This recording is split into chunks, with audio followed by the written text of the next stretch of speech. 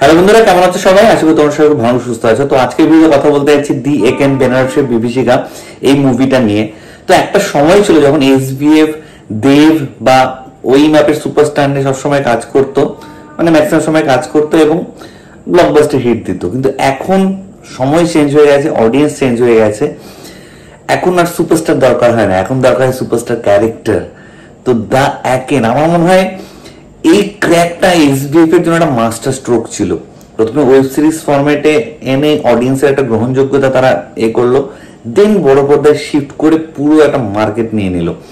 এবং তোমরা বুক মাই show just খুলে দেখো, আমি যেখানে দেখেছি প্রায় 100% অকুপেন্সি ছিল, কয়েকটা সিট খালি ফাঁকা ছিল। আমি বুক মাই শো দেখছিলাম কালকে পরশু, তার পরের দিনেরও ম্যাক্সিমাম শো কিন্তু ফার্স্ট ফিলিং এর দিকে চলে গেছে, কিছু কিছু হাউসফুল হয়ে গেছে, মানে টিকিট সব শেষ হয়ে গেছে। এতটাই ক্রেজ, এই ক্যারেক্টারটাকে অডিয়েন্স এত ভালোবেসে ফেলেছে না, বাচ্চা থেকে বুড়ো প্রত্যেকে আর কি। তো গল্পতে চলে আসছি, আমরা দেখতে পাচ্ছি ওয়ান সেকেন্ড ট্রায়ো, সুহত্র, সোমক এবং আমাদের দি একেন তারা এবার ঘুরতে গেছে বেনারসে। কিন্তু সেখানে গিয়ে তাদের ধীরে ধীরে প্রচুর লোকের সাথে পরিচয় হয়। গৌরব রয়েছে, ঈশা সাহা রয়েছে, তাদের ফ্যামিলির সাথে পরিচিত হয়। ঋষভ সাহা রয়েছে, ঋষভ বাসু রয়েছে। এবং সেখানে গিয়ে মানে অ্যাকাস্টম হতে হতে ঘুরতে ঘুরতেই তারা শাশ্বতর ক্যারেক্টারটার সাথে তার ইন্ট্রোডাকশন হয়। এবং শাশ্বত যখন যখন এসছে, এমন এমন গেট আপে এসছে, মানে আমার তো দারুণ লাগছিল। এখানে একটা ফেস ওভার মতন হয়ে গেছে, মানে অনির্বাণ, দি একেন বাবু এবং শাশ্বত বিলাল, এই দুজনের মধ্যে একটা সুন্দর ফেস অফ টাইপের, ঠিক আছে, ক্যাট অ্যান্ড মাউস টাইপের যে ব্যাপার হয় না, সেই ব্যাপারটা হয়ে গেছে। এবং এখানে ধরো কিছু একটা চুরির ঘটনা আছে, কিছু থ্রেট মেসেজ আসবে, এরকম ব্যাপার স্যাপার রয়েছে যেগুলো মিস্ট্রি বিল্ড আপ দিচ্ছে আর কি। এবং এই শাশ্বতকে তার মোটিভ কি, সে কি চায়, এটা একেনবাবু কি করে ক্র্যাক করবে, একেনবাবু কি করে তাকে ধরবে, এটা ক্লাইম্যাক্স পোর্শনে এসে তোমাকে একটা অন্য রকমের ফিল দেবে আর কি। আমার অন্যান্য একেন বাবুর সিনেমাগুলো ক্লাইম্যাক্সের থেকে এই সিনেমাটা ক্লাইম্যাক্সটা কেন জানি না খানিকটা বেটার লেগেছে। ওভারঅল সিনেমাটা দেখার এক্সপিরিয়েন্স যদি আমি বলি, তাহলে আমি বলবো যে মানে একেন বাবুর প্রত্যেকটা গল্পে এখন দেখবে যে তারা একটা জায়গায় যাচ্ছে এবং সেখানে গিয়ে কোনো একটা রহস্যের সমাধান তারা করছে। এবার যেটা কিনা বেনারসে করছে, কিন্তু ব্যাপারটা কিন্তু লোকেশন তো অবভিয়াসলি ভিজুয়ালস একটা মনোটোনাস যেন না হয় যে সবসময় কলকাতাতেই কেস সলভ করছে, কলকাতায় করছে, দেখতে তাহলে মানে বোরিং হয়ে যাবে। তাই তারা বিভিন্ন জায়গায় সিলেক্ট করে নেয় এবং তারা এগুলো করে, এটা তো রয়েছে। কিন্তু এখানে না আমার কোথাও কি মানে ওভারঅল মুভিটা দেখার এক্সপিরিয়েন্স পুরো অন্যরকম লাগলো।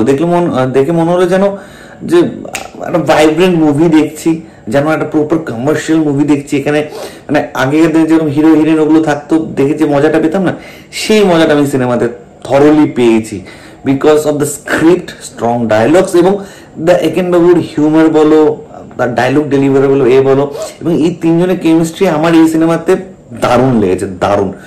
মানে বরাবরই এই তিনটে লোকের মানে খুনসুটি দেখতে খুব ভালো লাগে, কিন্তু এখানে যেন এক ধাপ ওপরে লেগেছে। এবং ডিরেকশনের কথা যদি বলি, জয়দীপ স্যারের কোনো কাজ ভালো লাগে, কোনো কাজ খারাপ লাগে, কিন্তু একেন বাবু তিনি খুব ভালোই মানে ডিরেকশন দেন, আমরা দেখে এসেছি।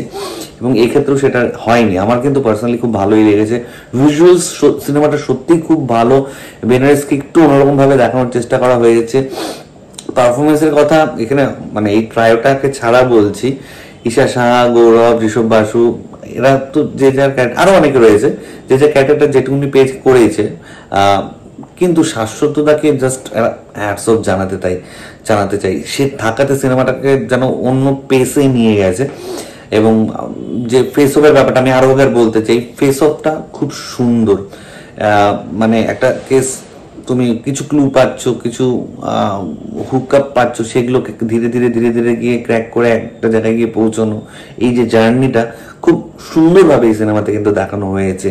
মিউজিক খুব ভালো, কালারফুল, ভাইব্রেন্ট একটা সিনেমা, আরো একবার বললাম। এবং নেগেটিভ কি কিছু নেই সিনেমাতে। নেগেটিভ বলতে আমার কোথাও কোথাও গিয়ে মনে হয়েছে যে সাডেন কিছু কিছু জায়গায় কমিকগুলো ঠিকঠাক ল্যান্ড করছিল না, মানে মনে হচ্ছিল যেন কুড হ্যাভ বিন বেটার। আমি ধরো 4-5% কথাই বলছি, ম্যাক্সিমাম জায়গায় ওয়ার্ক করেছে। এবং ঈশা সাহার হিন্দি অ্যাকসেন্টটা could have been much much better, আমার কোথাও গিয়ে ফিল হচ্ছিল। আদারওয়াইজ এই মুভিটা দেখা উচিত। এবং একেন বাবু বাঁচিয়ে রেখেছে বাংলা ইন্ডাস্ট্রিকে, তো শুধু না এসভিএফ এর কথা আমি বলবো, একেন বাবু বাঁচিয়ে রেখেছে, এর থেকে বেশি আর কি বলবো। তো তোমাদের কার কি মতামত, তোমরা যারা দেখেছো প্লিজ নিচে কমেন্ট করে জানাও, জানা দেখো প্লিজ গো অ্যান্ড ওয়াচ।